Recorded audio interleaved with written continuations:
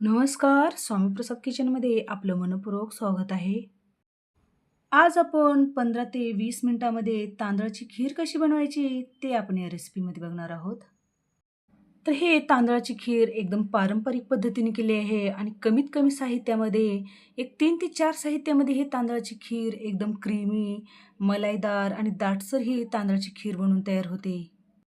ही तांदळाची खीर बनवत असताना आपल्याला अजिबात दूध आटवत बसायची गरज लागत नाही. तर हे तांदळाची खीर एकदम साध्या आणि सोप्या पद्धतीमध्ये केलेली आहे.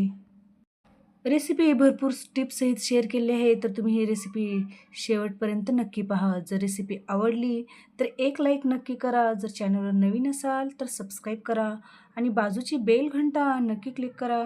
चला तर मग वेळ न घालता आपण रेसिपीला सुरुवात करूया.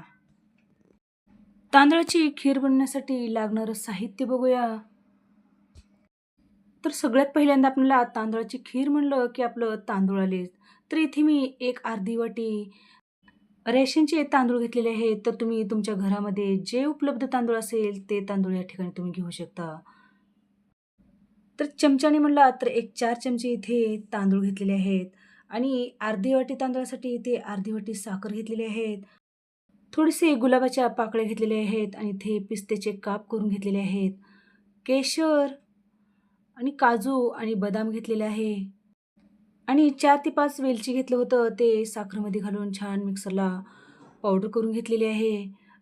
आणि खीर बनवण्यासाठी इथे फुल फॅट म्हशीचं दूध घेतलेलं आहे. तर सगळ्यात पहिल्यांदा आपण जे तांदूळ घेतलेले आहेत, ते तांदूळ आपल्याला एका भांड्यामध्ये घालून घ्यायचं आहेत आणि त्यामध्ये आपल्याला पाणी घालून घ्यायचं आहे आणि 2 ते 3 पाण्याने आपल्याला हे तांदूळ छान स्वच्छ पाण्याने धुवून घ्यायचं आहे.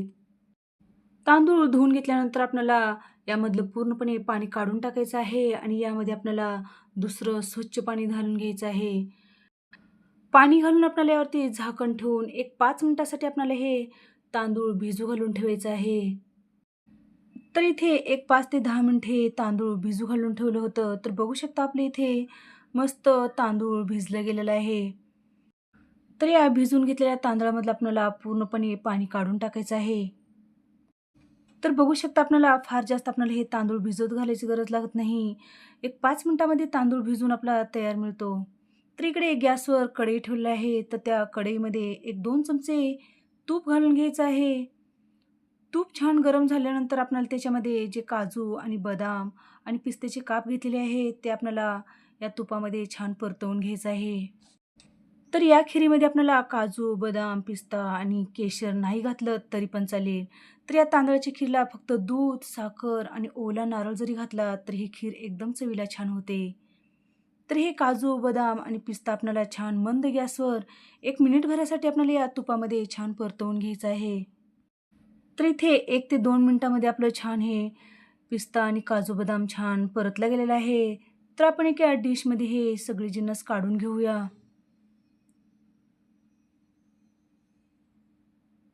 नंतर त्याच कढईमध्ये आपल्याला त्याच तुपामध्ये जे आपण धुवून घेतलेला तांदूळ आहे, त्यामधलं पूर्णपणे पाणी निथळून घ्यायचं आहे आणि आपल्याला ते तांदूळ या तुपामध्ये घालून घ्यायचं आहे.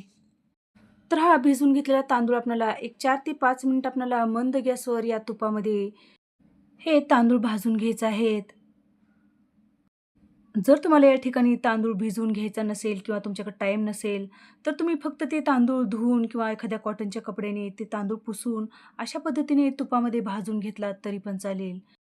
तर कधीही तुम्ही तांदळाची खीर बनवत असताना अशा पद्धतीने तांदूळ तुपामध्ये भाजून जर घेतलात, तर खीर चवीला एकदम भारी लागते.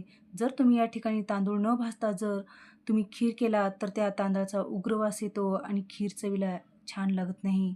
म्हणून अशा पद्धतीने तुपामध्ये आपल्याला हे तांदूळ भाजून घ्यायचे आहेत. तर बघू शकता एक 4 ते 5 मिनिटामध्ये छान आपला तांदूळ भाजला गेलेला आहे आणि या तांदळाचा छान खमंग वास यायला लागलेला आहे. आणि या तांदळाचा थोडा हलकासा रंग बदललेला आहे. तर बघू शकता आपल्या इथे मस्त एकदम परफेक्ट आपला तांदूळ भाजला गेलेला आहे. तर हे भाजून घेतलेलं तांदूळ आपल्याला एखाद्या पसरट भांड्यामध्ये काढून घ्यायचं आहे आणि पूर्णपणे आपल्याला हे तांदूळ थंड करून घ्यायचं आहे. तर बघू शकता एक 5 ते 10 मिनिटामध्ये आपल्या इथे तांदूळ छान थंड झालेला आहे. तर हे थंड झालेले तांदूळ आपल्याला एका मिक्सरचा भांडं घ्यायचं आहे आणि त्या मिक्सरच्या भांड्यामध्ये हे तांदूळ काढून घ्यायचं आहे. नंतर त्यामध्ये आपण जे काजू बदाम तळून घेतलं होतं तुपामध्ये, ते काजू बदाम यामध्ये घालून घ्यायचं आहे आणि छान मिक्सरला याची जाडसर भरड करून घ्यायचं आहे. तर इथे मिक्सरला मस्त अशा पद्धतीने या तांदळाची जाडसर भरड करून घेतलेली आहे. तर फार जास्त बारीकही करायचं नाही आणि जास्त मोठंही करायचं नाही. अशा पद्धतीने आपल्याला तांदूळ छान भरडून घ्यायचा आहे. तर बघू शकता अशा पद्धतीने इथे मी हे तांदूळ छान मिक्सरला जाडसर भरडून घेतलेले आहे. तर लगेच आपल्याला खीर बनण्यासाठी गॅसवरती कढई ठेवलेली आहे आणि त्यामध्ये 1 वाटी पाणी घालून घेतलेलं आहे. तर या पाण्याला छान दणदणीत एक उकळी आणायचं आहे. उकळी आल्यानंतर आपल्याला जे आपण भाजून घेतलेले मिक्सरला तांदूळ काढून घेतलेले आहेत, ते तांदूळ आपल्याला या पाण्यामध्ये घालून घ्यायचं आहे. तर तुम्ही या ठिकाणी डायरेक्ट दुधामध्ये जर हे तांदूळ शिजवून घेतलात तरी पण चालेल.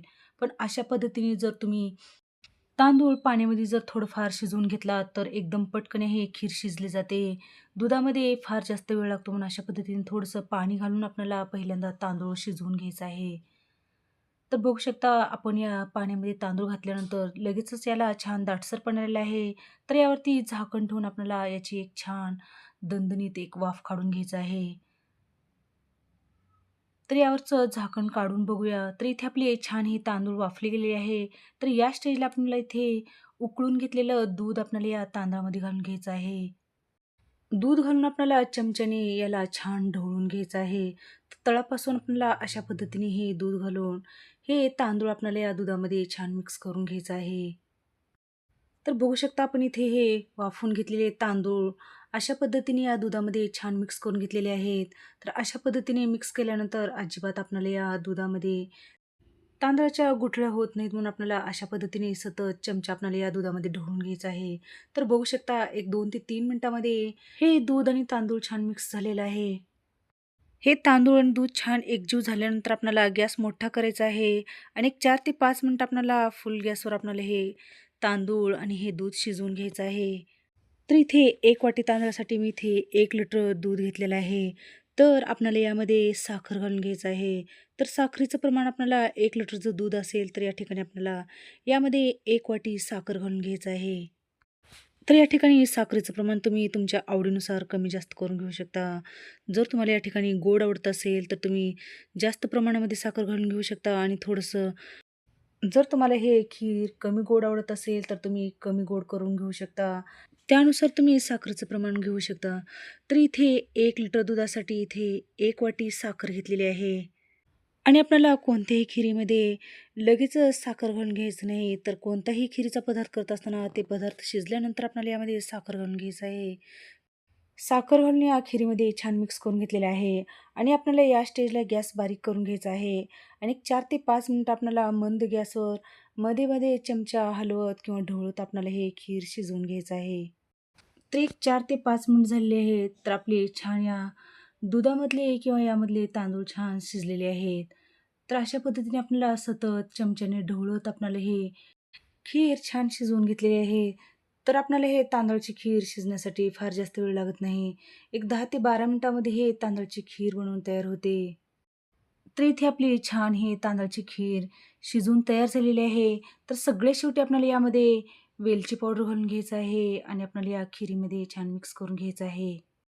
वेलची पावडर घालून घेतल्यानंतर आपल्याला 1 मिनिटभरासाठीच आपल्याला हे खीर मंद गॅसवर शिजवून घ्यायचं आहे. तर बघू शकता आपली या खीरला एकदम छान दाटसरपणा आलेला आहे आणि आपली इथे एकदम क्रीमी व दाटसर आपली इथे हे तांदळाची खीर बनवून तयार झालेली आहे. तर या स्टेजला इथे मी गॅस बंद करून घेतलेला आहे. जर तुम्हाला ही खीर दाटसर किंवा घट्ट जर वाटत असेल, तर तुम्ही या ठिकाणी यामध्ये उकळून घेतलेलं दूध घालून तुम्ही ही पातळसर ही खीर करून घेऊ शकता. तर इथे आपली क्रीमी, दाटसर आपली इथे तांदळाची खीर बनून तयार झालेली आहे. तर हे तांदळाची खीर बनवण्यासाठी आपल्याला फार जास्त वेळ लागत नाही. एक 10 ते 12 मिनिटामध्ये हे तांदळाची खीर बनून तयार होते. तर अशा पद्धतीने नक्की तुम्ही तांदळाची खीर करून बघा. तर हे तांदळाची खीर आपण एका डिशमध्ये सर्व्ह करूया. तर अशा पद्धतीने हे गरमागरम तुम्ही तांदळाची खीर खाऊ शकता. नाहीतर तुम्ही हे तांदळाची खीर फ्रीजमध्ये जर ठेवून खाल्लात तर चवीला खूपच छान लागते. तर इथे आपली एकदम क्रीमी आणि दाटसर आपली इथे तांदळाची खीर तयार झालेली आहे. तर तुम्हाला आजची तांदळाची खीरची रेसिपी कशी वाटली नक्की कमेंटमध्ये लिहून कळवा आणि रेसिपी कोणत्या शहरातून पाहतात ते पण नक्की सांगा. तर अशाच नवनवीन रेसिपीज पाहण्यासाठी स्वामी प्रसाद किचन या चॅनलला तुम्ही एक लाईक, शेअर आणि सबस्क्राईब करा आणि बाजूची बेल घंटा नक्की क्लिक करा.